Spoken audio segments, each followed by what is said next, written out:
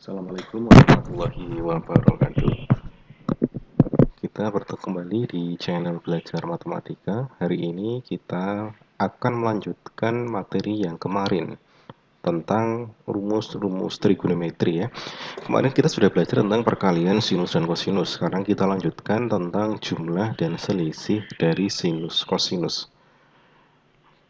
Rumusnya sebenarnya hampir sama atau turunan dari perkalian sinus dan kosinus itu sendiri. Banyak sekali kegunaannya, apalagi nanti manakala kita sudah belajar lebih lanjut tentang limit fungsi trigonometri dan seterusnya. Maka kita harus merubah bentuk-bentuk identitas trigonometri sehingga mampu kita menggunakan teorema-teorema yang ada di sana. Misalkan ada suatu pertanyaan, sin 75 tambah sin 15, bagaimana menghitungnya? Kita bisa menghitung dengan cara jumlah ataupun selisih dua sudut sebenarnya. 75 kita hitung sin 75 berarti sin 40 ditambah 35.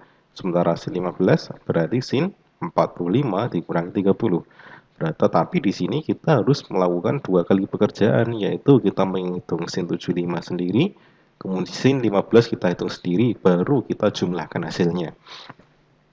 Tidak salah cara seperti itu, tetapi manakala diberikan langkah lain yang lebih sederhana, kita akan coba menggunakannya. Kita ingat kembali bentuk 2 sin A cos B sama dengan sin A plus B ditambah sin A min B. Ini rumus perkalian sinus kosinus kemarin. Masih ingat kan? Nah, sekarang saya misalkan A plus B itu sebagai X, kemudian A min B itu sebagai Y. Maka kita bisa mendapatkan nilai A dan B. Kita anggap ini sebagai suatu sistem persamaan linear, dua variabel, variabelnya A dan B. Diperoleh A-nya sama dengan setengah X plus Y, kemudian B-nya itu setengah X min Y. Sehingga bentuk ini, bentuk yang paling atas, saya tukarkan kedua ruasnya. Sin A plus B tambah sin A min B sama dengan 2 sin A cos B. Kita isikan nilai A dan B-nya. Tadi A plus B itu ditulis sebagai X, sementara A min B itu adalah Y, maka diperoleh sin X plus Y. Kemudian A sendiri berasal atau diperoleh setengah X plus Y. Kemudian B-nya diganti dengan setengah X min Y. Sehingga kita mendapatkan satu rumus, yaitu sin tambah sin X tambah sin Y, sama dengan 2 sin setengah X plus Y, cos setengah X min Y. Atau dikatakan 2 sin setengah jumlah kali cos setengah selisih.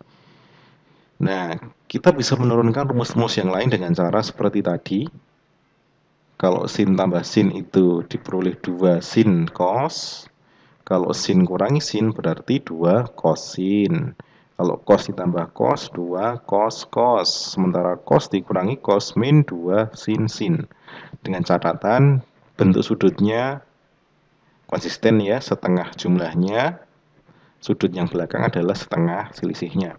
Anda bisa menggunakan metode menghafalkan, atau kalau enggak bisa dirunut kembali. Mudah kok cara merunut kembali rumusnya seperti apa. Nah, kita akan coba kerjakan soal di awal tadi. Ada pertanyaan sin 75 ditambah dengan sin 15. Kita akan coba mengerjakan tanpa menggunakan jumlah dan selisih dua sudut, tapi kita langsung menggunakan rumus penjumlahan sinus. Sin tambah sin diperoleh 2 sin cos. Ingat ya, sin tambah sin tadi 2 sin cos. Nah, bagian depan ini adalah setengah dari jumlahnya, berarti 75 tambah 15 dibagi 2. Sementara sudut bagian belakang itu adalah setengah selisihnya, maka dituliskan 75 kurangi 15 dibagi 2.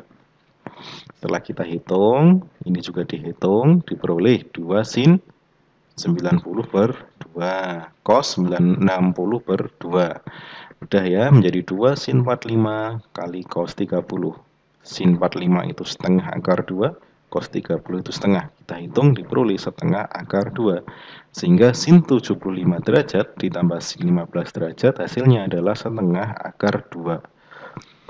Nah, dengan cara yang sama, kita punya sin 165 derajat dikurangi sin 75 derajat. Ingat kembali rumus sin kurangi sin, 2 cosin. Nah, diperoleh 2 cos setengah jumlahnya, sin setengah selisihnya. Hasil akhirnya adalah 2 sin 120 cos 45. Nah, di sini perlu kemampuan untuk mengkonversi sudut. Manakala sudutnya tidak berada di kuadran 1. Ini pelajaran waktu di SMA kelas 10 mungkin Anda sudah pelajari. 2 kali setengah akar 3 kali setengah akar 2, maka diperoleh sin 165 derajat sama dengan sin 165 derajat dikurangi sin 75 derajat, hasilnya adalah setengah akar 6. Nah, kita akan coba untuk soal yang lebih bervariasi lagi. Maksudnya bagaimana? Dua soal kita di depan hanya melibatkan dua sudut atau dua suku, sehingga bentuk soal semacam ini, dua soal ini ya, sin 75 tambah sin 15 maupun sin 165 kurangi sin 75, itu bentuknya kan sangat mirip sekali dengan rumus yang kita punya. Nah, terus bagaimana jika sekarang ada 3 yang kita hitung? Cos 195 tambah cos 45 tambah cos 75. Sementara kita nggak punya rumus yang semacam itu. Nah, sekarang kita hitung yang sekiranya bisa didekatkan bentuknya. Cos 45, apakah perlu dihitung menggunakan rumus seperti itu? Tidak, karena kita sudah tahu nilai cos 45 itu adalah setengah akar 2. Maka yang perlu menggunakan rumus hanyalah cos 195 dan cos 75.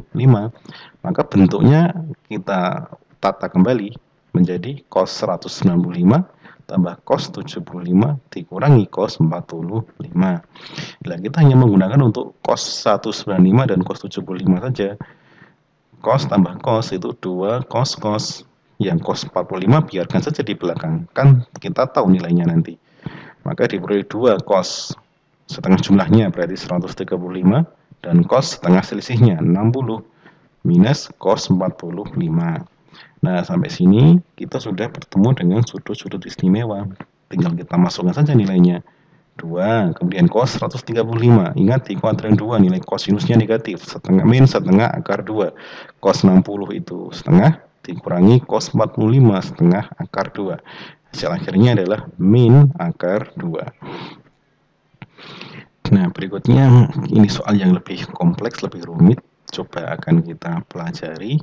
Kita tidak lagi diminta untuk menghitung, tapi diminta untuk membuktikan suatu pernyataan atau suatu identitas bahwa cos 7x ditambah cos x tambah cos 5x tambah cos 3x itu sama dengan 4 cos 4x cos 2x cos x.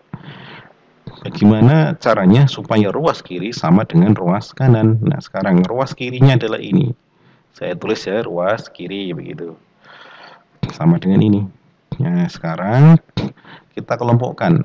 Nah, bentuknya nanti tidak mesti urut semacam ini. Kebetulan ini soalnya bagus, Anda sudah diurutkan 7x, x, 5x, 3x. Manakala bentuknya itu masih berantakan, Anda urutkan. Kenapa 7x didekatkan dengan x, sementara 5x dengan 3x? Ada alasannya ya, kalau dijumlahkan sama. 8x, ini juga 8x, kira-kira begitu alasannya. Nah, kita kelompokkan antara cos 7x dengan cos x sendiri, sementara cos 5x dengan cos 3x kita hitung sendiri. Dua suku pertama diperoleh 2 cos 4x cos 3x. Nah, sementara dua suku belakang ini diperoleh 2 cos 4x cos x. Sampai di sini baris ketiga terdiri dari dua suku. Suku pertama, ini suku kedua. Adakah faktor yang sama? Ada, yaitu 2 cos 4x. Saya keluarkan 2 cos 4x-nya, maka ruas kiri yang belum tertulis tinggal cos 3x. Sementara ruas kanan, suku berikutnya yang belum tertulis masih cos x. Biarkan 2 cos 4x di depan, sementara yang dalam kurung kita kerjakan lagi. Cos ditambah cos. 2 cos cos setengah jumlah, setengah selisih. 2 cos 4x-nya ditulis lagi, maka diperoleh 2 cos 2x dan cos x. 2 dengan 2, 4. Maka diperoleh 4 cos 4x cos 2x kali cos x. Sama seperti ruas kanan, sehingga sudah terbukti. Nah, untuk jenis soal yang lain, kita akan coba membuktikan bahwa cos 3x min sin 6x min cos 9x dibagi dengan sin 9x min cos 6x min sin 3x sama dengan tangan 6x. Langkahnya hampir sama, kita akan mengelompokkan. Lihat bagian pembilangnya. Kelompokkan yang bisa kita menggunakan rumus yang kita punya.